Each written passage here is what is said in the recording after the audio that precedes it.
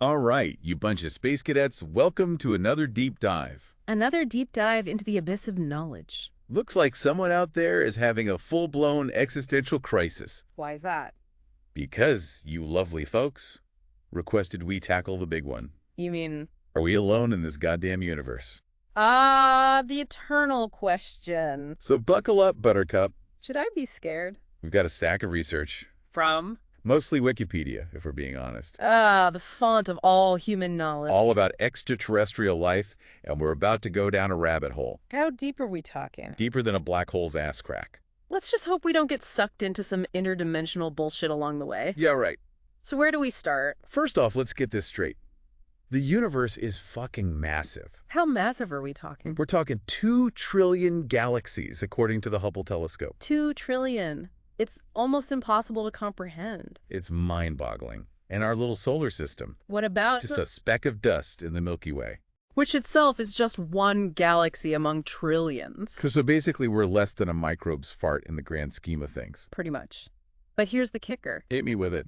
The universe is so ancient Ancient how? that life out there could have already peaked. Peaked, like they had their moment in the cosmic spotlight. Partied hard and gone extinct long before our ancestors even figured out how to walk upright. Damn, imagine some super advanced alien civilization Go on. having a rave on a planet billions of years ago, Yeah. and we're just catching up to the party now. Fashionably late to the cosmic shindig. Hey guys, what's up? Talk about fashionably late. All right. Speaking of catching up, let's not forget the distances involved. Distances. Voyager 2, that plucky little probe, The one that's already outside our solar system. that's the one, would take over 100,000 years to reach the closest star system with our current tech. So basically, interstellar travel is a giant fuck you to our current understanding of physics and engineering. Well, yeah, pretty much. All right, let's cut the crap. If aliens do exist, what might these extraterrestrial asshats look like? Like what? Are we talking about intelligent space squids, little green men, or some shit so bizarre How bizarre. it'd make Lovecraftian monsters look tame? Well, we tend to imagine aliens based on what we know, Which is, life on Earth. makes sense. But even here, life is mind-bogglingly diverse. In what way? We've got extremophiles thriving in conditions that would fry a human, Like, from scorching hydrothermal vents to the crushing depths of the ocean. yeah, like those freaky-ass anglerfish in the abyss. Exactly. Imagine those things scaled up to the size of a goddamn spaceship. Well, maybe not exactly. Okay, But the fracky point is, alien life could be radically different from anything we can imagine. different how? Their biochemistry, their environment, their entire concept of existence could be so foreign that we wouldn't even recognize them as life. Okay, that's some trippy shit. Let's break it down. Break what down? What are the basic ingredients for life as we understand it? Besides a good sense of humor.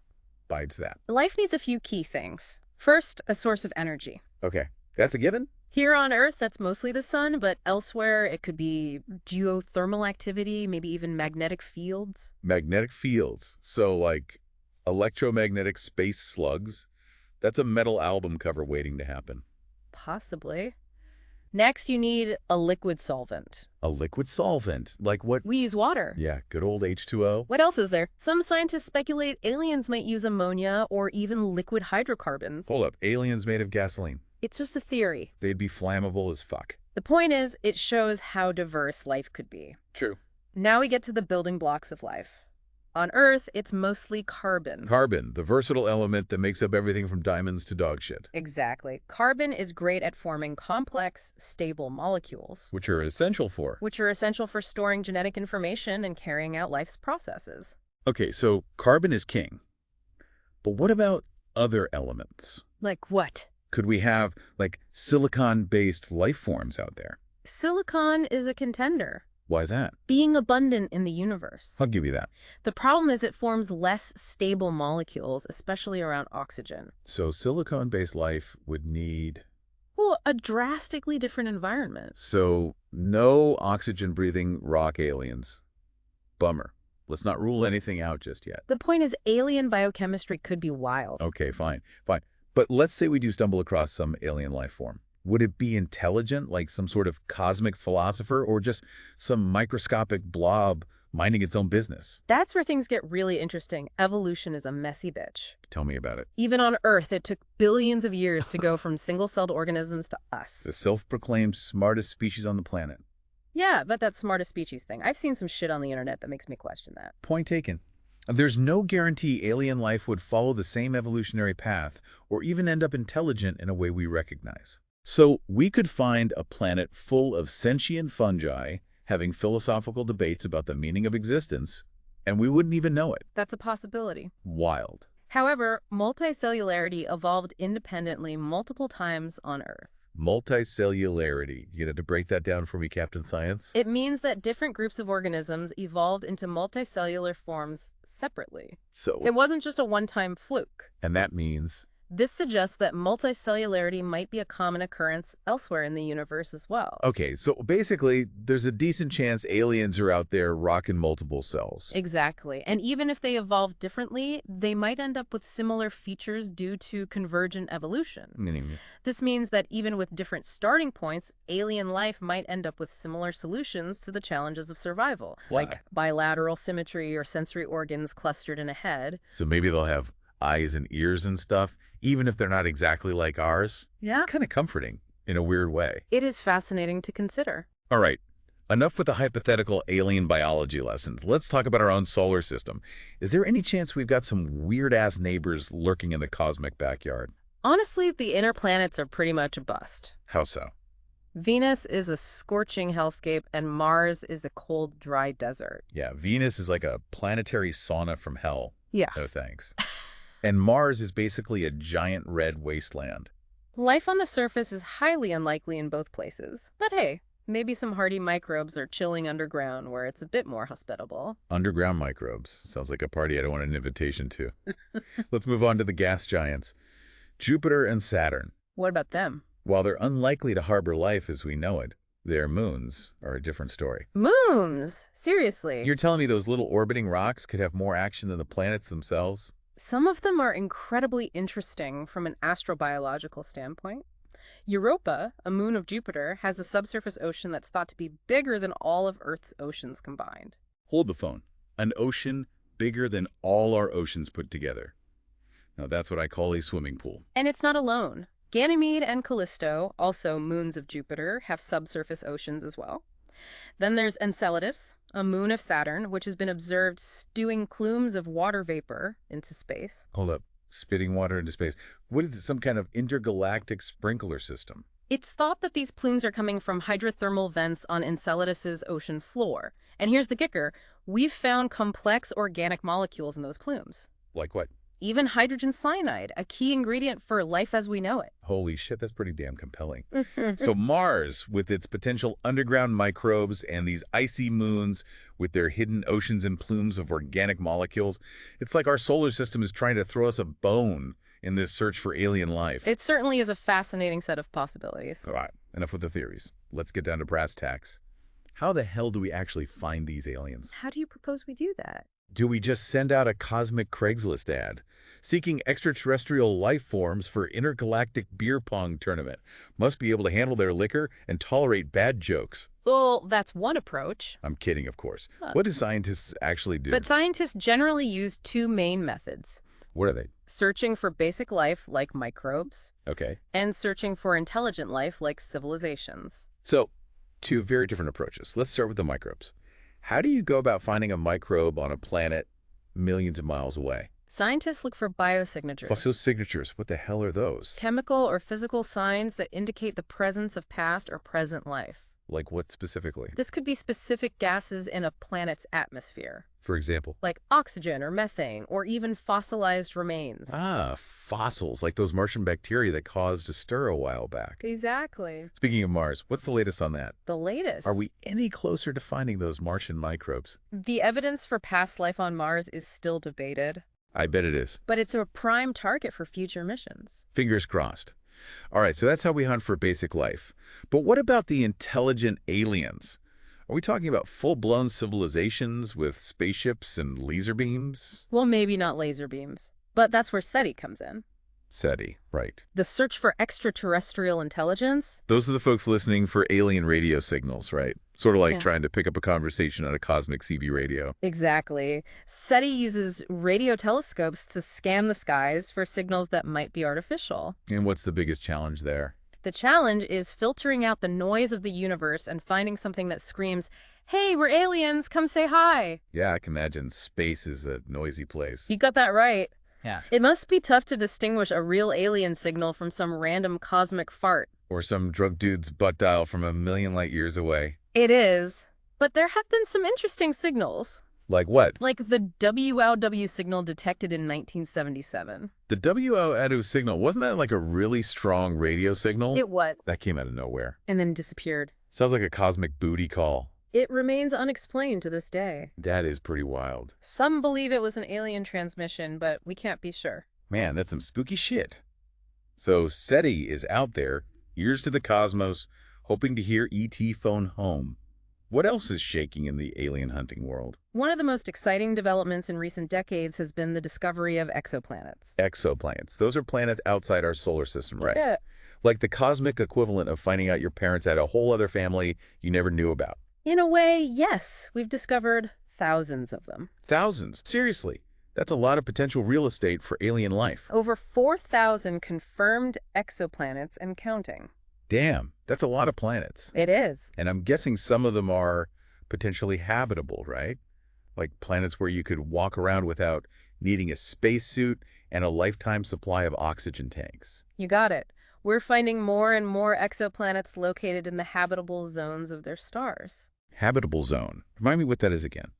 It's not like a cosmic gated community with a pool and a clubhouse, right? It's the region around a star where conditions are just right for liquid water to exist on a planet's surface.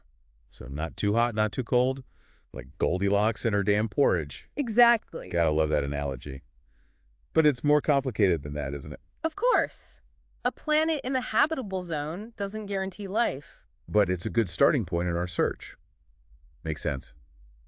So we've got all these potentially habitable exoplanets out there, but we still haven't met any aliens. What the hell? It's like having a party with a billion invitations sent out and nobody shows up. Talk about awkward. That, my friend, is the Fermi paradox. A what? The contradiction between the high probability of alien life and the lack of evidence. Okay, that's a mindfuck.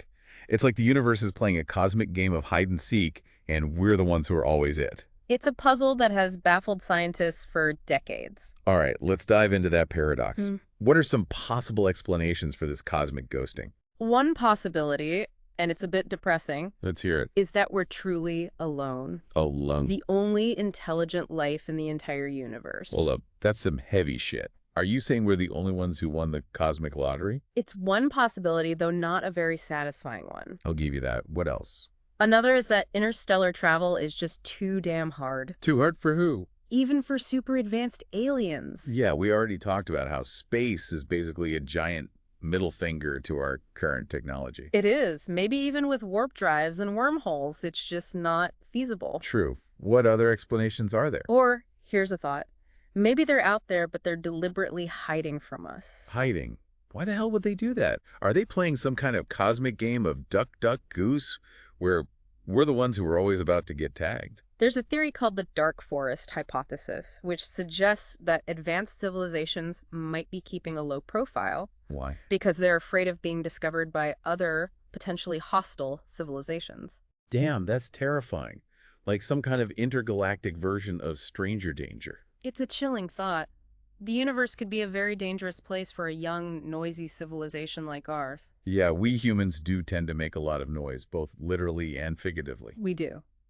Okay, so we've got a spectrum of possibilities. From what to what? From being utterly alone to aliens being too scared to say hello. But let's say, just for shits and giggles, that we do make contact. Should we be popping champagne or shitting our pants? That's a question that's sparked endless debate. I bet it has.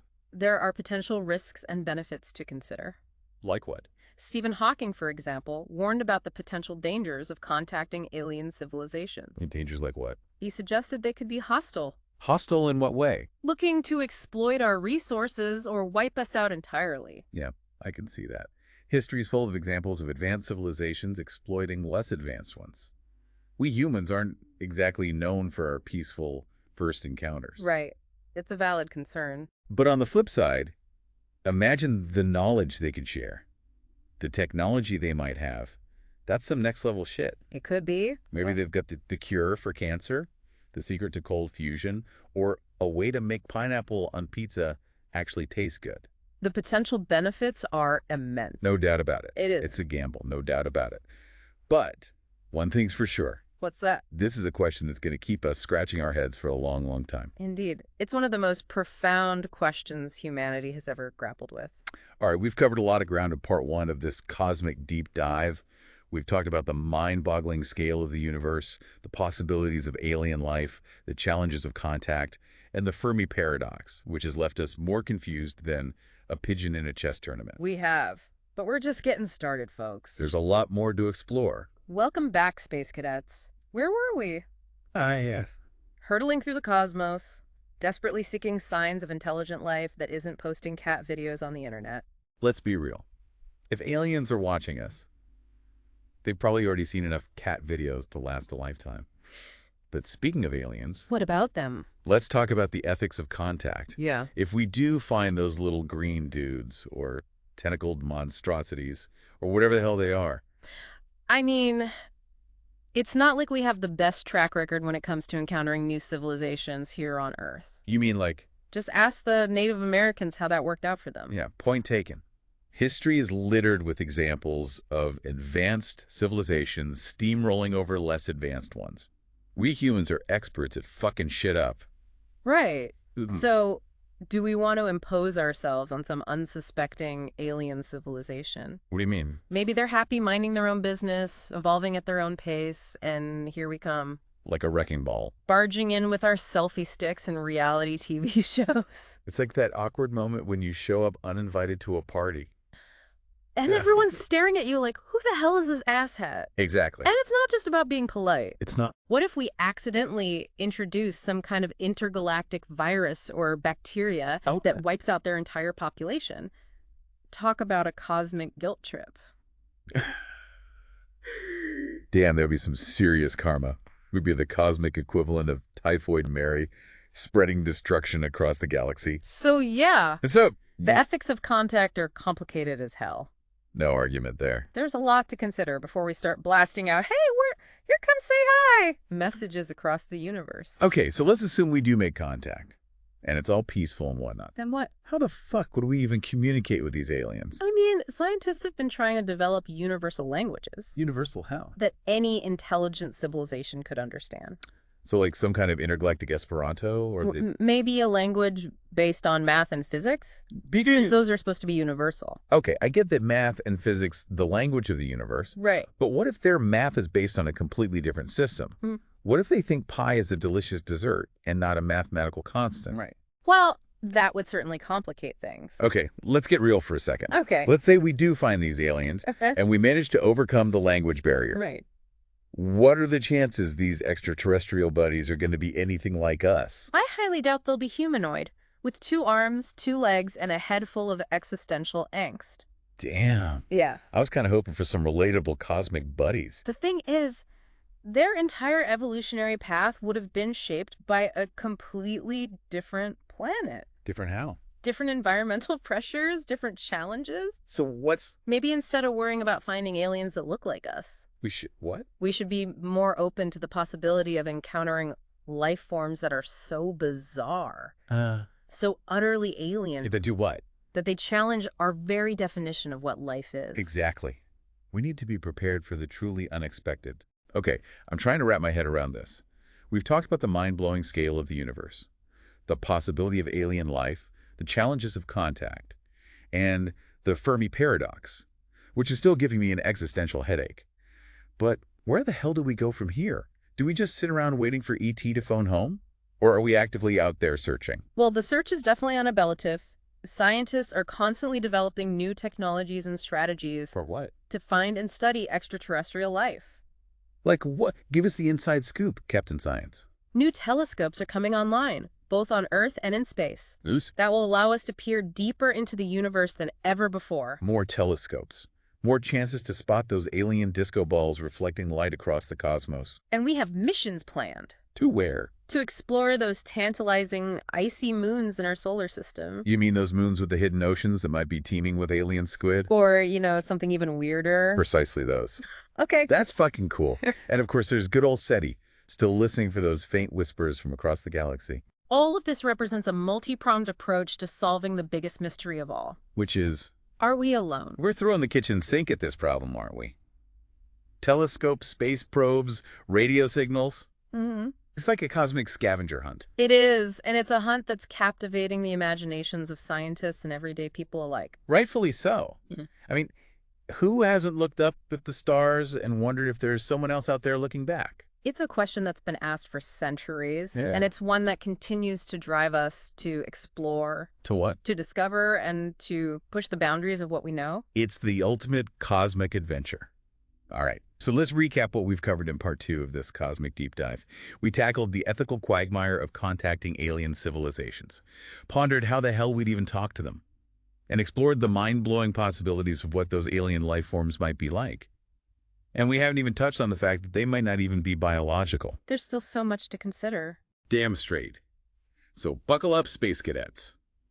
We're about to warp speed into the final part of this deep dive, where we'll explore some of the most mind-bending theories about extraterrestrial life, including the possibility that they're already here, watching us, judging our fashion choices and taste in music. They might be wondering why we haven't figured out how to solve climate change or world hunger yet. Yeah, that might be a bit of a buzzkill. Anyway. See you on the other side of the cosmic void. Welcome back, you intergalactic explorers. We're about to blast off into the final frontier of our deep dive into alien life. So far, What? we've covered a lot of ground. The mind-blowing scale of the universe, the potential for life beyond Earth, the ethics of making contact, and the head-scratching Fermi paradox. We have. Now what? It's time to get weird. Weird is my middle name. Well, get ready for Weird Squared, because Oh. we're about to delve into some of the more out-there theories about extraterrestrial life. Hit me with it. All right, let's talk about the elephant in the spaceship. The what? The idea that aliens aren't just out there, they're already here. Ugh. The good old aliens are among us theory. It's a classic. It's been the fuel for countless sci-fi movies, books, and late-night conspiracy theory rants. But is there any actual evidence to support this claim? Well, that depends on what you consider evidence. Like what? There have been plenty of reported UFO sightings, strange lights in the sky, crop circles, and stories of alien abductions. Yeah, but let's be real. Most of that can be chalked up to weather balloons, swamp gas, overactive imaginations, and maybe a few too many beers. Fair enough. But there are some cases that are harder to dismiss. Like what? Cases with multiple witnesses, radar data, even physical evidence that can't be easily explained. Okay, I'm intrigued. Give me an example. The Roswell incident is a classic example. Roswell, go on. In 1947, a rancher in New Mexico found debris from a crashed object in his field. What did the authorities say about it? The military initially claimed it was a weather balloon, but later changed their story To what? to say it was a top-secret surveillance balloon. Right, the good old weather balloon cover-up. Yeah. So what do people think really crashed in Roswell? Many believe it was an alien spacecraft, Yeah. and that the government recovered alien bodies and technology from the crash site. And what about those alien bodies? Where are they now? Are they chilling in Area 51 getting probed by government scientists? That's the million-dollar question, isn't it? The government has consistently denied any involvement with extraterrestrial life. Of course they have. But conspiracy theories persist. Well, let's face it, the government isn't exactly known for its transparency, especially when it comes to top secret shit. True, that. But even if we accept the possibility that aliens have visited Earth, it doesn't necessarily mean they're still here. Right. Maybe they just stopped by for a quick cosmic pit stop, grabbed some souvenirs, and took off again. Exactly. Or maybe they're still out there observing us from a distance. Like what we were talking about earlier. The cosmic zoo hypothesis. We're back to being the exhibits in some intergalactic wildlife park. Hopefully they're not charging admission. Let's hope not. Okay. Let's move on to another mind-bending theory. The idea that aliens aren't biological at all. Ah, you're talking about the possibility of artificial intelligence so advanced that it's become a form of life in its own right. Exactly. We're already seeing AI rapidly advancing here on Earth. What if somewhere out there, AI has evolved to the point where it's surpassed its creators and become a self-aware, sentient entity? It's a possibility that we can't ignore. I agree. Some scientists believe that the first contact we make with alien life won't be with biological beings at all, but with advanced AI probes or spacecraft. So instead of meeting little green men, we might encounter a giant, sentient spaceship that's been cruising the galaxy for millennia, collecting data and observing civilizations. It's a scenario that's both fascinating and a bit terrifying. You're telling me, imagine trying to have a conversation with a spaceship. Yeah. It'd be like trying to chat up Siri on steroids.